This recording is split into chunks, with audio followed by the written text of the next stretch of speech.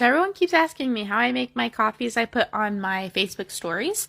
So here's the things you'll need. I use an old Starbucks cup because I don't want to waste it. Ground cinnamon, day old coffee that's cold in the coffee pot. Don't judge me.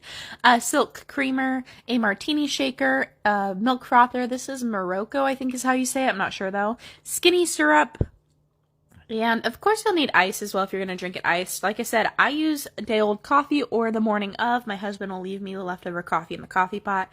I kind of eyeball my syrup. I used to use bar pours, but then I was like, why limit myself? Let's have fun here. I'll pour the skinny syrup straight into the coffee. I'm using gingerbread latte today. I froth my cream.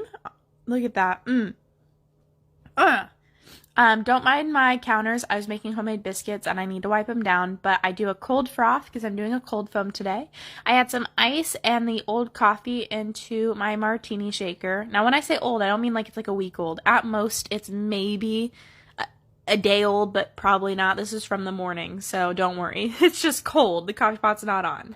I shake it until you can start to hear it get frothy, and then the martini shaker gets a frost on it. And then I pour that out through the strainer first, and then I'll take the cap off and pour the froth out because I like drinking the froth. Like if you ever had a shaken espresso, I genuinely like that flavor it brings as well as the frothiness. So then I'll take the top off and kind of shimmy the froth on there. That way the ice doesn't fall out in my already iced coffee. I like to use the ice as well because it gives it a better froth. You can see how thick that is. Then I pour my cold foam. I did have to take a sip out of it because I was going a little too crazy with the amount of coffee I wanted today.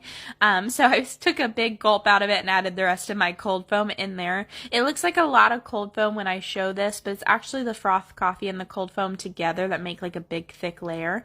And then I just do a little tapping of ground cinnamon on top. I kind of really like the flavor it brings with the gingerbread latte syrup, as well as I think it adds something to the coffee.